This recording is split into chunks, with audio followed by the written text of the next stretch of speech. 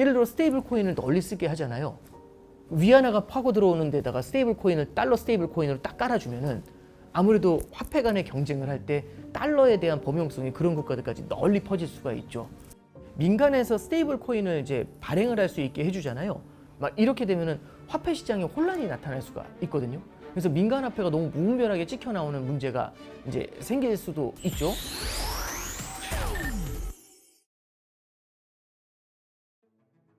일단 트럼프 행정부의 감세 정책 중에 핵심이 되는 건 우리가 히스토리를 좀 알아야 돼요. 1기 트럼프 행정부 때부터 사실은 17년도부터 감세가 있었거든요.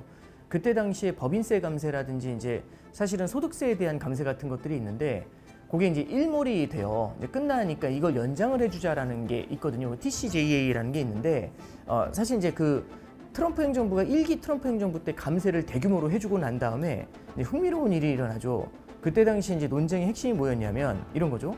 감세를 해주면 세수가 줄어드니까 재정 적자가 커진다. 이게 이제 그때 당시에 이제 많은 사람들이 비판했던 포인트인데 트럼프 행정부가 1기 때 뭐라고 했냐면 아니다. 오히려 반대로 세수가 늘어난다니까 다 놀란 거죠. 무슨 소리야 했더니 감세를 해주게 되면 경기가 좋아지잖아요. 경기가 좋아지면 세수가 늘어날 거지 않습니까? 그래서 오히려 감세를 해주면 세수가 는다. 이제 이렇게 된 거죠. 그래서 이제 사실은 감세가 진행됐는데 그 결과는 미국의 재정 적자가 엄청나게 늘어나요. 근데 그거에 늘어난 것뿐만 아니라 중간에 코로나가 있으면서 재정 적자가 어마어마하게 늘어나 이제 그런 결과로 이제 귀결됐었던 게 그 이후의 흐름입니다. 그래서 이번에도 이제 그 감세를 하자고 할 때 요번에 그 감세를 갖다 계속해서 연장하게 되면은 재정 적자를 갖다가 더욱더 늘리는 그런 문제가 생기지 않느냐. 이제 이게 이제 하나의 이제 논쟁 포인트가 되는 거고요. 대신에 트럼프 행정부에서는 지난 1기 트럼프 행정부 때 했던 얘기는 아주 살짝 섞어요. 경기가 좋아지니까 그럼 세수가 늘어날 수 있지 않아 라는 얘기도 하나 섞여 있고 두 번째는 이번에는 다르다. 관세가 있다 라고 얘기하는 거죠. 그래서 지난 트럼프 취임 이후에 지난 5개월 동안 관세로 벌어들인 수익이 1,000억 달러 정도 돼요. 그럼 이게 1,000억 달러면 10년간 3조 달러 정도 부채가 늘어난다. 이제 이렇게 얘기하는데 5개월간 1,000억 달러잖아요. 그럼 10년이면 120개월이거든요. 그럼 5에다가 24를 곱하면 120이잖아요. 그럼 5개월간 1,000억이면 24를 곱하면 2조 4천억이죠. 그럼 3조 달러 늘어난 빚을 이걸로 어느 정도는 뭐라고 해야 될까요? 좀 상쇄를 하고 그리고 이제 경기 좋아지는 걸로 메우면 큰 문제 안 되지 않냐 이제 이렇게 얘기하고 있는 겁니다. 그래서 이 트럼프 행정부 감세에 대해서 이제 가장 많이 논란이 되는 거는 재정 적자 문제로 귀결되는 거 아니냐. 이게 가장 큰 핵심이라고 보시면 됩니다. 얼마 전에 이제 미국의 신용 등급이 강등이 됐는데 미국이 빚이 많은 거는 옛날부터 알고 있었는데 왜 하필 지금 신용 등급을 강등했냐라고 할 때 포인트가 되는 건 앞서도 이제 17년도 이후에 감세를 하면서 부채가 늘었다고 말씀드렸잖아요. 근데 이게 일반적으로 보면은 보통 어느 나라나 경기가 좋을 때는요 세수를 늘려요. 그래서 이 곳간을 채워놓거든요. 그러니까 경기가 좋을 때 세수를 갖다가 늘려서 계속 세금을 빨아들여야 너무 경기가 과열되는 걸 눌러줄 수가 있죠. 그럼 곳간을 채워놓은 걸 어떻게 하느냐? 나중에 경기가 내려왔을 때 이 곳간을 풀어서 밑을 받쳐주는 거죠. 이렇게 순환을 할 수 있게 그렇게 해주는 겁니다. 그래서 일반적으로 경기가 좋으면 세수를 늘려서 부채를 줄여요. 국가 부채가. 근데 이제 2017년 이후에 나타난 기현상은 경기가 미국 경기가 되게 좋은데 빚이 같이 늘어요. 그럼 이제 이거는 예를 들어서 이제 돈을 저한테 빌려주셨는데 돈을 잘 벌면 갚을 생각을 해야 되는데 갚을 생각을 안 하면 계속 빚이 늘어나는 거죠. 여기저기 빚을 내고 그러면 그걸 계속 바라보면서 어떤 생각을 하냐면 갚을 의지가 없다.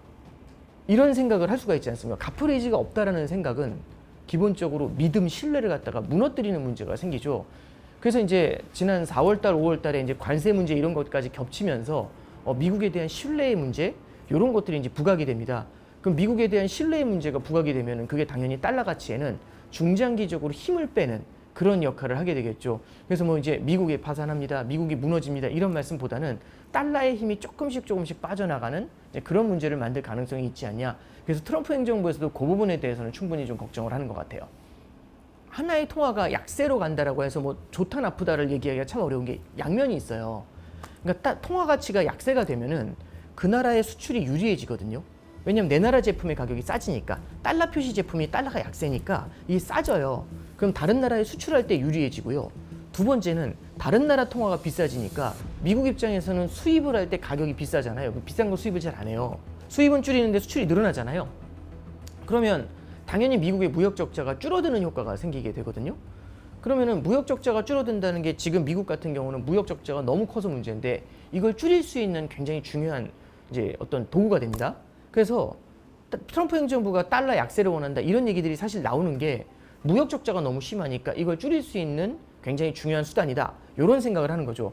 근데 문제는 뭐냐면 달러가 약세가 됐을 때는 어떤 일이 벌어지냐면 이 마냥 약세로 가잖아요. 과도한 약세면 이게 뭐 좀 비유가 이상하긴 한데 뭐냐면 이게 재밌는 사람하고 되게 우스워 보이는 사람 있잖아요. 이제 재밌게 해주면서도 선을 지키는 경우가 있고 재밌게 하는데 너무 방만해지니까 이 사람이 우스워 보이는 경우도 있죠.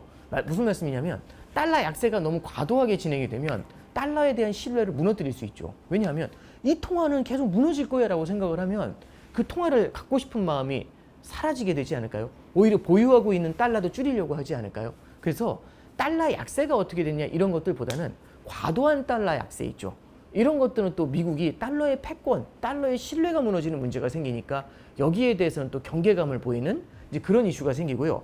그 장기금리라고 할 때 어디에 장기금리인가가 되게 중요한데 미국의 장기금리가 높은 거죠. 그러니까 우리나라가 지금 10년짜리 국채금리가 국고채금리가 지금 한 2.8 정도 돼요.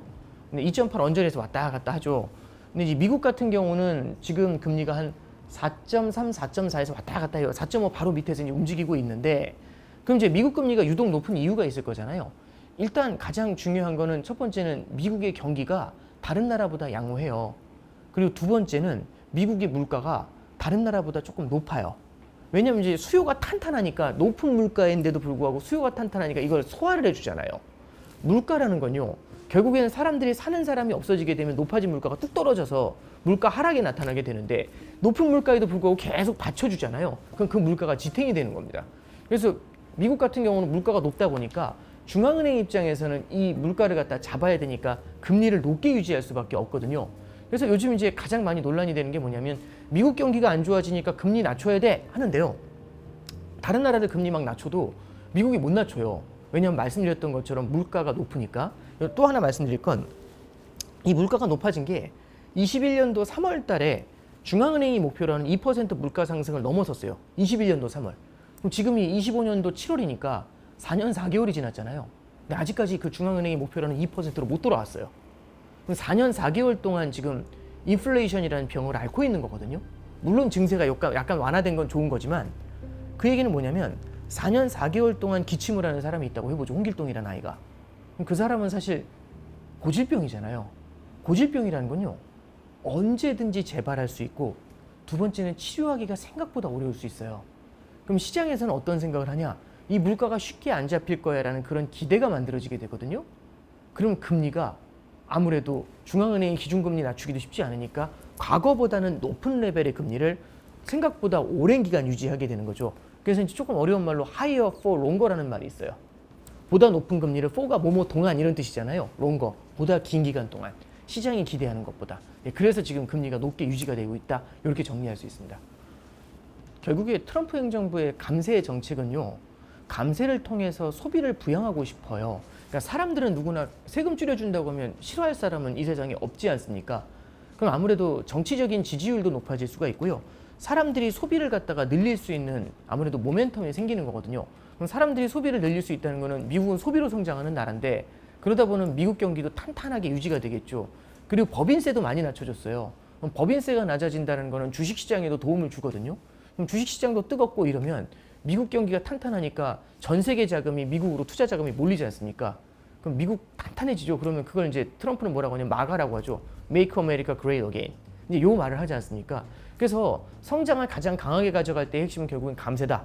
이 생각을 되게 많이 하고 있는 것 같아요. 그래서 이제 그걸 추진하는 거고 거기에 대해서 굉장히 많은 문제점들이 있지 않냐. 감세를 하면 말씀드렸던 것처럼 재정 적자가 크지 않냐라고 할 때 이제 얘기하는 건 감세만 바라보지 마라.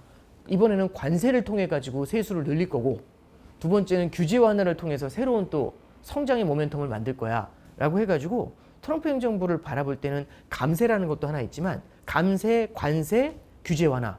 그래서 혹시 우리 스툴 있죠? 의자. 세 개의 다리를 갖고 있는 스툴이에요. 그래서 이제 미국 재무장관이죠. 베센트라는 분이 하는 얘기가 왜 세 개의 다리로 균형을 잡고 있는데 다리 하나만 갖고 뭐라고 하니? 이런 얘기를 해요. 이 다리 하나만으로 할 수 있는 게 아니라 이 세 개의 다리로 딱 마가, 메이크 아메리카 그레이트 어게인의 균형을 잡아가는 것. 그게 이제 미국이 의도하는 거라고 볼 수 있겠죠.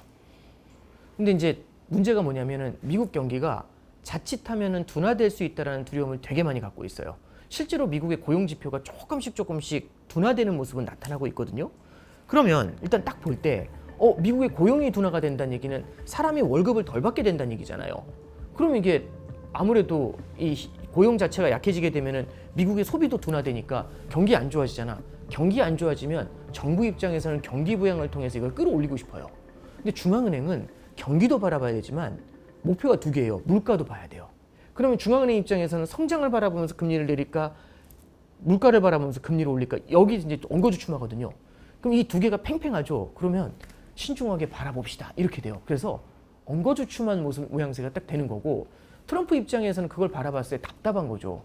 지금 경기 부양을 하기 위해서 같이 힘을 합쳐도 모자란데 중앙은행이 자기의 독립성만을 얘기하면서 엉거주춤하게 하고 있으니까, 그래서 연준의 파월 의장이죠. 계속해서 비난을 하고 있는 거거든요. 그래서 중앙은행이 바라보는 거는 결국 물가에 대한 포커스가 좀 더 크다.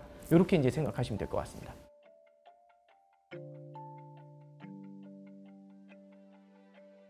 저는 좀 이제 최근에 바라보고 있는 게 달러에 대한 신뢰가 흔들리는 거 아니냐, 이런 얘기들도 많이 나오고 하잖아요. 이 화폐라는 건요, 핵심 중에 뭐가 있냐면 이 화폐가 갖고 있는 가치는 많은 사람들이 쓸수록 그 화폐가 가치가 있어요. 최대한 많은 사람, 많은 공동체가 얘를 인정할수록. 그러니까 예를 들어서 여기 이제 같이 모여 있는 사람이 10명이 모여 있어요. 우리 10명은 어떤 걸 비유를 들면 될까요? 납덩이가 우리한테는 제일 중요한 화폐예요. 그럼 우리 10명은 이 납덩이를 갖고서 교류를 하거든요. 교역을. 근데 우리 이 납덩이가 우리 10명의 바운더리를 넘어서면 사실 납덩이잖아요. 그래서 모든 사람들이 만약 제가 갖고 있는 이 납덩이를 모두 다 엄청난 화폐로 인정을 해주면, 그러면 이제 이 납덩이가 거대한 가치를 갖게 되는 거죠. 그러니까 많은 사람이 쓰면 쓸수록 화폐라는 게 가치가 올라가요. 그게 있거든요. 그래서 미국도 이 달러의 패권을 공고화하는 과정에서 제일 많이 썼던 게 1945년도에 이제 브레튼 우즈 체제라는 게 딱 들어섰을 때 모든 나라 통화의 중심에 달러를 세우고 이 달러를 중심으로 해서 각국의 환율이 고정이 됐어요. 그래서 전 세계 고정 환율제를 이제 썼던 케이스가 있거든요. 그래서 예를 들어서 파운드하고 유로가 바뀔 때에도 파운드에서 달러를 거쳐서 유로로 가야 되고, 파운드에서 원화로 갈 때도 파운드에서 달러를 거쳐서 원화로 가야 되고, 그래서 달러를 갖다가 폭넓게 쓸 수 있게 그렇게 딱 하나의 제도를 만들어 놓고, 그 다음에는 마셜 플랜이라는 걸 통해 가지고 유럽에다가 전쟁 때문에 폐허가 된 유럽에다가 달러로 지원을 해주는 거죠. 그리고 세 번째, 방금 전에 말씀해 주셨던 페트로 달러인데 많이 쓰게 만들어줘야 되지 않습니까? 그럼 이제 어떻게 하면 많이 쓰게 만들 수 있을까? 결국에는 많은 사람들이 좋아하는 자산 있죠. 꼭 필요한 자산. 그거를 달러로 결제할 수 있게 해주면 되거든요. 그래서 석유 파동 당시에 미국의 이제 국무장관이죠. 헨리 키신저라는 분이 그 원유를 갖다가 오펙하고 협의를 할 때 원유를 갖다가 달러로 결제할 수 있게, 달러로만 결제하게 만들어주거든요. 그러면 석탄의 시대가 가고 석유의 시대가 왔지 않습니까? 그럼 어떻게든 전 세계가 다 석유를 써야 되는데, 석유를 쓰려면 석유를 그냥 살 수는 없고 무조건 달러를 사서 원유를 사야 되잖아요. 그럼 일단 뭘 하든지 간에 달러를 거쳐가도록 시스템화, 구성화한 겁니다. 그럼 달러가 싫더라도요, 원유가 좋으면 달러가 싫어도 달러를 사야 되는 문제가 생기죠. 그러면 멀리 달러가 퍼지게 되는 겁니다. 달러를 범용으로 쓸 수밖에 없도록 그렇게 촘촘하게 박아버리는 거거든요. 그러면 달러가 세계 곳곳에 퍼져가는 게 아니라 원유가 세계 곳곳에 퍼져가도 달러라는 게 널리 쓰이게 되는 이제 그런 핵심이 되는 겁니다. 참 이게 독특한 게요, 어떤 것까지 만들 수 있냐면, 만약 달러 가치가 많이 떨어졌어요. 그럼 달러 가치가 떨어질 것 같으면 우리는 달러를 피할 거지 않습니까? 가급적이면 달러 안 갖고 싶어. 근데 달러를 팔고 싶은데 문제는 원유를 사야 돼요. 원유를 사려면 달러를 사서 사야 되잖아요. 그러려면 어쩔 수 없이 달러에 대한 수요가 탄탄하게 유지가 되는 그런 케이스가 되죠. 그래서 방금 전에 페트로달러 시스템이라는 걸 말씀해 주셨잖아요. 무언가 사람들이 범용으로 쓰고 있는 자산을 달러로 연계할 수 있다. 그러면 그 달러를 갖다가 널리 쓸 수 있는 기회를 만들어 주잖아요. 그럴수록 달러의 밸류가 더 위상이 올라가죠. 최근에 보시면 페트로 위안화라는 말이 나와요. 물론 규모가 크지 않은데 중국에서는 원유를 갖다가 위안화로 결제해보면 어때? 라는 얘기가 나오죠. 그럼 방금 페트로 달러에 대한 설명 들으셨으면 어떤 의도인지가 보이잖아요. 그리고 하나 더 말씀을 드리면, 중국은 1대1로라는 프로젝트를 통해 가지고 신흥국들 있죠. 아프리카 국가들이나 이런 곳들까지 깊숙이 들어가 가지고 굉장히 많은 인프라 지원을 해줘요. 인프라 지원하면서 돈도 빌려주고 그리고 거기서 위안화를 쓸 수 있게 해주거든요. 그럼 그런 국가들은 되게 위안화에 또 이렇게 흠뻑 빠져들 수 있지 않습니까? 그리고 최근에 이제 트럼프의 관세 문제 때문에 전 세계적으로 미국에 대한 평판이 안 좋아지니까 달러 신뢰도가 떨어졌어 이런 얘기들 되게 많이 나오잖아요. 그런 상태에서 유럽이 들어와가지고 유로화가 그 위상을 대체할 거야. 중국이 들어와가지고 달러의 시대는 가는 것 같아. 이런 얘기 하잖아요. 신경 쓰이겠죠. 그러면 이 달러를 다시 널리 쓰이게 해주는 게 되게 필요합니다. 그러면은 예를 들어서 스테이블 코인 같은 케이스는요. 국경을 넘어서 범용으로 되게 편하게 쓸 수 있어요. 은행이 없어도 코인의 거래가 가능하거든요. 화폐의 송금이라든지 이런 것들이. 그러면 아프리카 국가들 뭐 콩고라든지 나이지리아라든지 이런 국가들이 스테이블 코인을 써요. 선진국이라서 그게 아니라 이런 곳들은 은행이 발달하지 않은 곳들도 많아요. 그래서 조금 어려운 말로 파이낸셜 인클루션이라고 해서 금융 포용성이라고 하죠. 이런 국가들은 은행들이 별로 없으니까 은행 시스템이 갖춰져 있질 않으니까 이 금융 포용성이 되게 낮은데 예를 들어 스테이블 코인을 널리 쓰게 하잖아요. 위안화가 파고 들어오는 데다가 스테이블 코인을 달러 스테이블 코인으로 딱 깔아주면은 아무래도 화폐 간의 경쟁을 할 때 달러에 대한 범용성이 그런 국가들까지 널리 퍼질 수가 있죠. 그래서 이제 스테이블 코인에 대한 이슈가 나오는 것 중에 하나가 반드시 그 목적만 있는 것은 아니지만 널리 달러가 쓰일 수 있도록 하는 기회 요걸 갖다가 제공해줘서 오히려 달러 패권을 더 공고화하는 그런 이슈로도 제기될 수 있다. 이렇게 해석할 수 있는 겁니다. 달러 이전에는 파운드화가 세계의 기축통화였어요. 근데 이제 파운드화가 1차 세계대전, 2차 세계대전을 거치면서 영국 경제가 초토화가 되거든요. 그러면 경제가 안 좋아지면은 영국 같은 경우는 원래 그때 근본위 화폐제를 썼어요. 그래서 파운드화를 찍을 때 보유하고 있는 금을 담보로만 파운드화를 찍었죠. 그리고 파운드화는 이 금을 담보로 해서 아주 철저하게 신뢰가 지켜집니다. 이렇게 했었는데 전쟁을 거치고 나면 돈을 많이 찍어야 되잖아요. 그래서 보유하고 있는 금보다 많이 찍어요. 파운드화를 굉장히 많이 찍었거든요. 근데 이제 파운드화의 신뢰가 떨어질 거지 않습니까? 그러면 파운드화의 신뢰가 떨어질 때쯤에는 아니야. 이제 우리 근본위제를 다시 돌아가서 파운드화를 다시 빨아들여야 돼. 이런 얘기를 많이 하게 되는 거죠. 근데 문제는 파운드화를 갖다가 지금 경기 안 좋은데 1차 대전, 2차 대전 겪어서 경기 안 좋은데 파운드화를 그나마 풀려있던 것들을 빨아들이게 되면 경기 안 좋을 때 금리 올려서 긴축하는 거하고 똑같거든요. 그럼 영국 경제가 더 안 좋아지지 않습니까? 그래서 다시 풀고 말고 이런 걸 이제 반복하다 보면은 파운드화의 신뢰가 되게 많이 무너지게 돼요. 그러면 전 세계가 교역을 할 때 결국에는 화폐에 대한 신뢰가 필요하잖아요. 그 랜드마크가 되는, 그 레퍼런스가 되는 게 파운드화였는데 이거 말고 다른 것 없어? 라는 얘기가 나오게 되죠. 그러면 신뢰를 주는 무언가 화폐가 있어야 되잖아요. 그때 당시 신뢰를 주는 화폐 중에 하나가 결국에는 금을 담보로 많이 갖고 있어야 돼요. 미국이 1, 2차 대전을 거치면서 전 세계 금의 70%를 가져오게 돼요. 무기를 팔면서도 금을 받아오고 해서 전 세계 금의 70, 80%가 미국으로 몰리잖아요. 그럼 달러의 신뢰가 어떻게 됐을까요? 올라갔죠. 그래서 파운드화의 위상이 떨어질 때 달러의 신뢰가 올라오면서 이 달러가 이제 패권 통화로 가게 되는 거고 그 과정에서 앞서 말씀드렸던 것처럼 브레튼 우즈 체제라고 해서 달러를 전 세계 통화의 중심에 세우는 정책을 썼던 거고 마셜 플랜을 통해 가지고 달러를 지원해주고 말씀드렸던 것처럼 페트로 달러 시스템 같은 것들도 구축하고 그리고 이제 결국에는 세계 경제력이 미국이 압도적이잖아요. 전 세계에서 물건을 사줘요. 그 능력을 갖고 있는 나라가 미국밖에 없죠. 그러면 물건을 사면서 달러가 해외로 퍼져나가잖아요. 널리 쓰이는 겁니다. 그래서 달러의 역사라는 게 참 굉장히 오랫동안 말씀을 드릴 수 있겠지만 아주 길게 말씀드릴 수 있겠지만 방금 전에 말씀드렸던 그 핵심적인 터닝 포인트들 파운드화의 위상을 대체하게 되는 것들 이게 달러에 있어서는 굉장히 중요한 모멘텀이었다. 그렇게 보시면 될 것 같습니다.